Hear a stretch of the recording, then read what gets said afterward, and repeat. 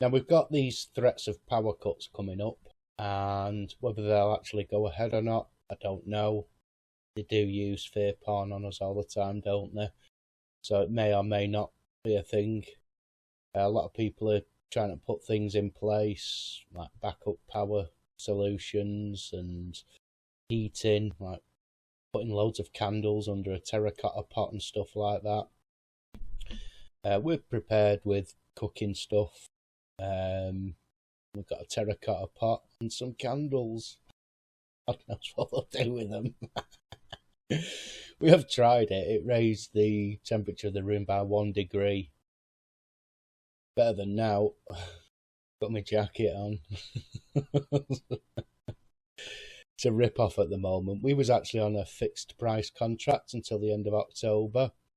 And at the end of August, they just decided that we were no longer on a fixed price contract and put the rates up to a ridiculous amount. I think it was 4 times the amount we was paying before. So it was about 50p a bloody kilowatt hour for the electric and 50p for what used to be 12p. I don't know how they measure gas, cubic centimetres, I don't know. But the prices have quadrupled, so easily. And we'll probably do more in April. It's amazing now, the Liz Truss, who was a couple of prime ministers ago, oh no, she was the last, so it's hard to keep up. She used to be something to do with Shell. Rishi Sunak, now the richest. Very strange the way that we've been through so many prime ministers. They got rid of Boris so that they could no longer hold him accountable for all the actions under the lockdowns and everything. Then they got Liz Truss in. Trust. Yeah, right. Truss in, and she crashed the economy and then went within, I think it was 45 days she was in office, shortest ever. And it's never ended well, female prime minister. We always hear this, we should always have a female prime minister. Margaret Thatcher and Liz Truss. Theresa May, I suppose, was running through the cornfields.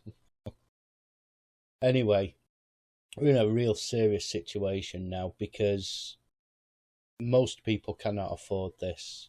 Most working people, people on benefits, just your everyday commoner people, we cannot afford these price rises, and there's going to be a lot of people getting cut off. Now I'm just going to play you a short excerpt here from, it's a channel called Bannerman.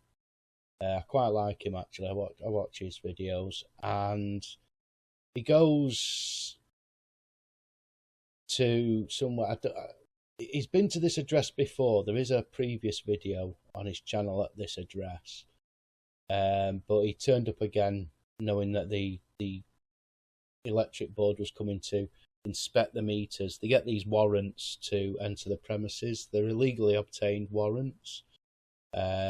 I used to work for British Gas. I know the ins and outs of these warrants, and you're only allowed to get them if there's an immediate threat. So say like they detect a gas leak, they can get these warrants instantly. They're made to be gotten quickly, and they can enter the premises and make it safe. It's a good idea. I totally support it. I agree with the need for these things. Unfortunately, they're being abused by the energy companies. They did it to me a few years ago when I worked at British Gas, and they entered my house and cut my electric off using one of these warrants and a locksmith. Unfortunately, I was at work at the time, so they came in, they cut the gas off, and they left a note on the dining room table saying, "We've been in today and we've cut your gas off." When they came round to cut the electric off, because I'd never pay gas and electric, when they came round to cut the electric off, I'd literally just got home from work. I'd walked through the door, still had on my British Gas uniform on and everything, my ID badge still round my neck, and there was a knock at the door. Literally as I'd walked through, so I went back to the door, opened it, and there was somebody from United Utilities, who were the people who take care of the meters on behalf of National Grid, I suppose, but for British Gas anyway, certainly. And he looks at the uniform and he's like, bloody hell, they've sent 2 of us. And he turned around and walked off. I didn't say a word. So no fraud on my part, just saying. I didn't say, oh, there's no need or anything like that. And so we had free electric for a long time. But it's got bad now because you're going to have old people who can't afford to put the gas and heating on. And even if they don't, the standing charges on your bills have gone up. Where it used to be something like, I think it was about 20 pence a day, the standing charge has also gone up. Not just the cost of per unit of electric and per unit of gas, the actual standing daily charge, which is a charge for maintaining the network, well, those costs haven't gone up. It doesn't cost more to maintain the network now than it did a year ago. Maybe fractionally with inflation and everything, but who caused the inflation? So we're going to be seeing a lot of people getting cut off. Now, there's 2 things I'm going to cover in this video about the way they're going to cut us off. The first one is the scariest. Armed police. I'm just going to show you excerpts from this video. I'll leave a link to the full video below, but you will get the gist of it from this and then go and watch the video. Well, how do we know it's safe then? Because it was fitted by an electrician. Well, there you go. Well, who's this electrician then? What's it got to do with you? Well, this is what I'm trying to get to the bottom. It was fitted by a qualified electrician, and nobody gets a certificate to have a meter fitted. So what you're coming up with is fiction. Is there another resource heading down here? What they've done, they've sent in people that look like the SAS. Sorry, you just look like the SAS there. Can I ask you why you've got your face covered? It's just the nature of the work we do, so sometimes we need to conceal our identity. Police breaking in. They're actually breaking in. Police are breaking in. I thought you said you weren't going to be assisting in it. Whose car is this? I don't know. Probably Someone's gone to a funeral. So the police told them that they wouldn't be assisting. They're just there to prevent a breach of the peace. It's the actual armed police. You saw the gun on his side and the taser at the front. Face covered because he knows what he's doing is shameful. They are now the ones breaking the door off, and you'll see that in a second. And then they come to a deal with the gentleman in the property to say, look, like, we're just going to come in and inspect. Well, I'll play it. I don't care. I'm not speaking to you. I'm the person in the public asking you a question. You're refusing to answer my question. Yes, I am. I'm not speaking to you. You're just arguing with me. No, I'm not. I'm asking you a question. What is the proper warrant on the course? What is the proper warrant on the course? So I'm just going to highlight the fact that we've got a gun on scene.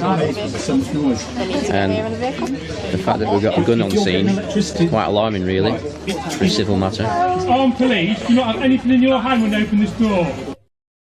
Now, what the hell kind of a threat is that? Armed police do not have anything in your hand. They're acting on an illegal warrant, an illegally obtained warrant. The warrant is a digital one. It's not a warrant with a wet signature on it, which means, somebody with a pen has signed it, which it has to be. And he does explain all this in his video. Like I say, do watch his full video, but armed police, they're now threatening. Do not have anything in your hands, armed police. So they're threatening basically to shoot him as they kick this door through. If he in any way resists or anything, that's a hell of a threat to make to somebody. You see, that is the armed police there. They're the ones breaking in. There's a locksmith stood next to them. One of the people in that shot is a locksmith. He's not doing it. The armed police are breaking in. They're not supposed to. Even the neighbours are saying he's just had a heart. They were just saying, I've cut it there. They were just saying there, the neighbours were coming out concerned because the fellow had just had a heart attack. I think it was the day before. Look at the situation at the moment. Why don't we just let us inspect where the electric meter was, and that's it. We're just going to inspect the electric meter, and that's it. They're just inspecting it for safety, and it is installed safely. He does show that in his previous video, and he does show it within this video as well. We're just gonna do it safely. Don't worry. That's all. Just for a few more minutes. Let's see what he's doing. Hey, there's that meter they said they didn't have. Look at that thing they said that they didn't have. They didn't have a meter. What happened?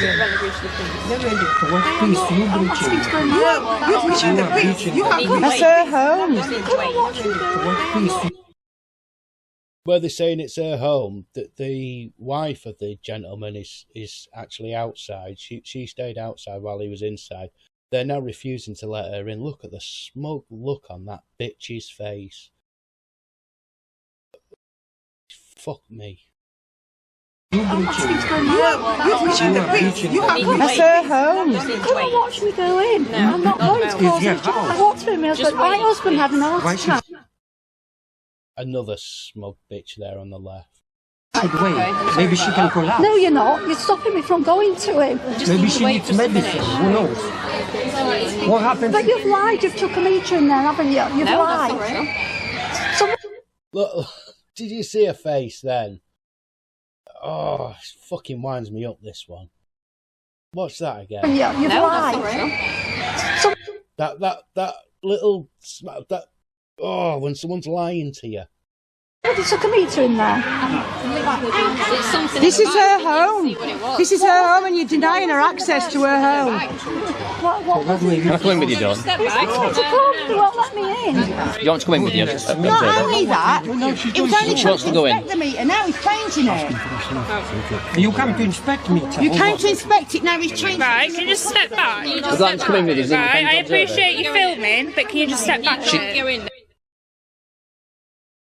Go and watch the full video. It's absolutely disgusting what they've done there. They're going to be doing this to old people. They're going to be doing it to everyone. I mean, even if you're working, you're not going to be able to afford these gas and electric bills because wages aren't going up. Wages haven't gone up 4 times, quadruple. It's not the only way they're going to cut you off, though. They're not just going to send armed police to come and break into your home and threaten to kill you if you have anything in your hand as they come through the door in your own home. No. Were you one of those smart people who made the smart choice to have a smart meter fitted? Well, you're fucked. Energy firms remotely swap homes to prepay meters. A rising number of householders are having their energy smart meters remotely switched to prepayment meters, the energy regulator has said. Suppliers can use the technology to swap customers onto a prepayment method that is often more expensive without their permission. It can leave customers who need to top up at risk of running out of energy. Ofgem said some had been left without power for days or even weeks, and a trade body said mistakes were made. Jesus, fucking Nazis said that. We won't know until the end of the year how many people will switch to prepayment meters, says Dara Vyas, the director of Energy UK, which represents thousands of suppliers. Thousands of suppliers? We haven't got thousands of suppliers. I think they mean customers. I don't know. Samantha Pierre-Joseph from North London only realised her meter had been switched when she noticed the meter display flashing in her kitchen. Her new provider told Samantha she was in arrears of over £1,600 An amount she disputes because she monitored her usage closely using her smart meter, but suddenly it had switched. I literally just came in from shopping and realised I had been switched onto a prepayment meter with no notice.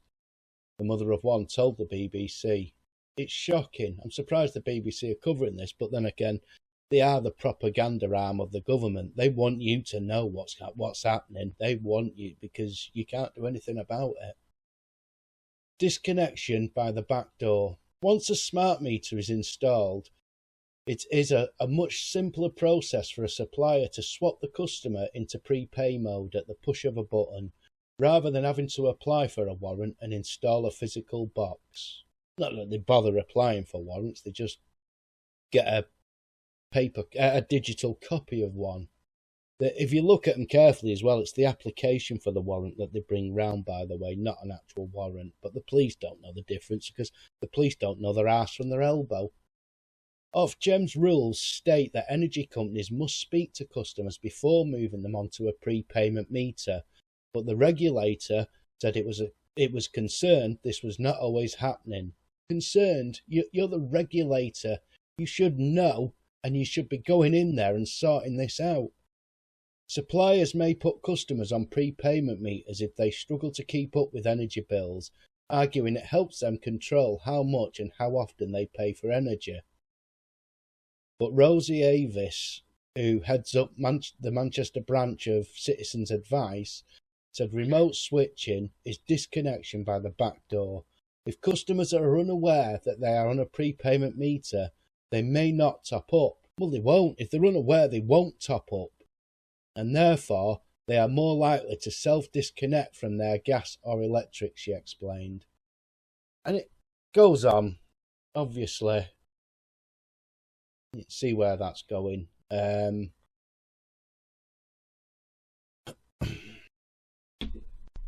We know other methods they've used to try and kill us all off. And it certainly got a lot of the old people, didn't it? I'm not allowed to say what. Not allowed on here. That's why I don't upload much anymore. I'm not allowed to say the truth. But we know how they tried to murder a lot of old people and many others aside as well. Not just old people, they were murdering everyone.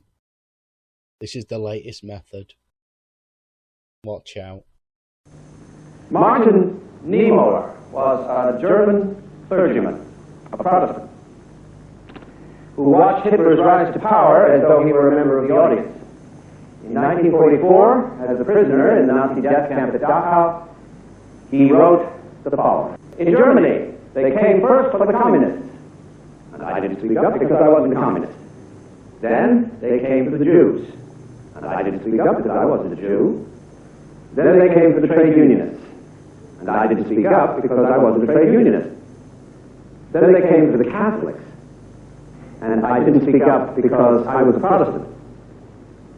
Then they came for me, and by that time, nobody was left to speak up.